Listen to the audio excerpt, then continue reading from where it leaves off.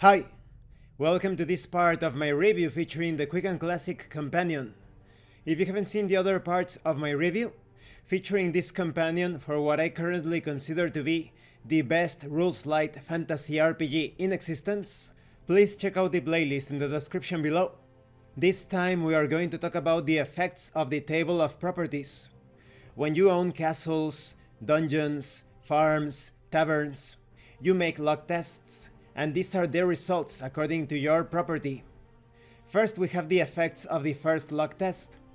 Maybe you obtain the result of income. The character gains 1/5 of the property's cost. Maybe you obtain the result of maintenance.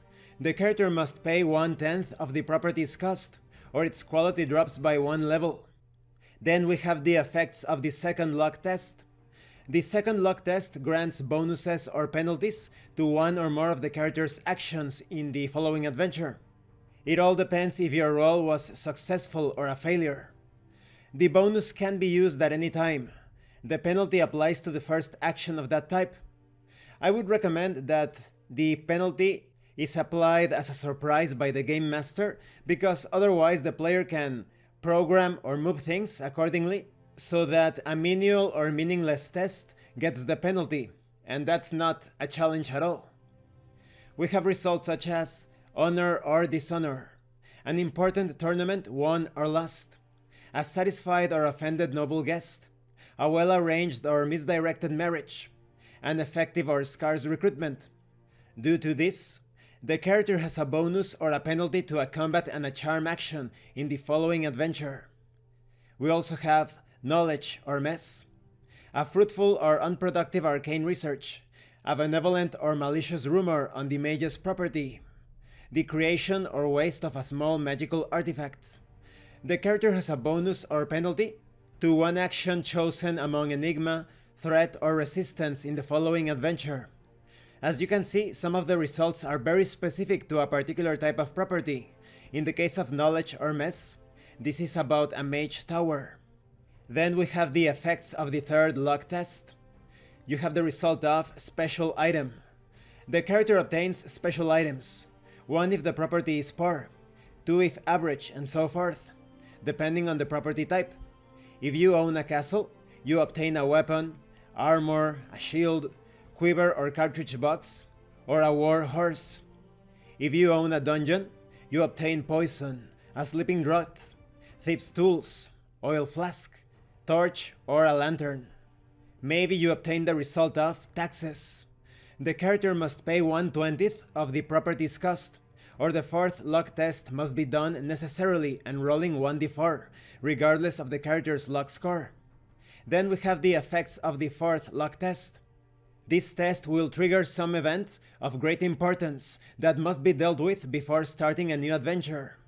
Maybe the result is peace or war. Before rolling the luck test, the character states if he wishes a war or peace for his castle. Success in the test will grant what is desired, failure the opposite. In case of peace, the test ends with no consequences, and the castle lives placidly until the end of the next adventure of the character. In case of war, the character must siege a castle or be sieged. You must determine this randomly. You use the rules for field battles described later on in this book. The difficulty of the opposing army is 2 to 4, that is 1d3 plus 1. Maybe you obtain the result of miracle or pestilence. The miracle cures a major affliction such as a curse, serious illness, or you can resurrect the dead, or create 12 wineskins of wine or beer from water. If you obtain pestilence, you make a roll, and based on that result, the first and third luck tests in the monastery's next series fail automatically. Or maybe there is a cause for major affliction to 1d3 characters in the next adventure, or just to the druid in the case of the forest. Maybe there is death of a randomly chosen character. Now, following that, we have the optional rule of banks. In the Renaissance, bankers used to fund kings and lords, gaining enormous power. As an optional rule, the master can allow for a bank to pay a character's debts on one occasion.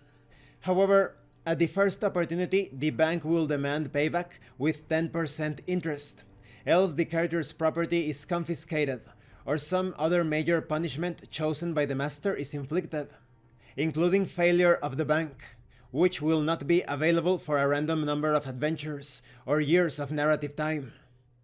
And this concludes this part of the review. In the next part, we are going to talk about how to become true lords and ladies of Quick and Classic. I like these rules, these random effects. They connect the lore, the roleplay, with the game aspect of Quick and Classic.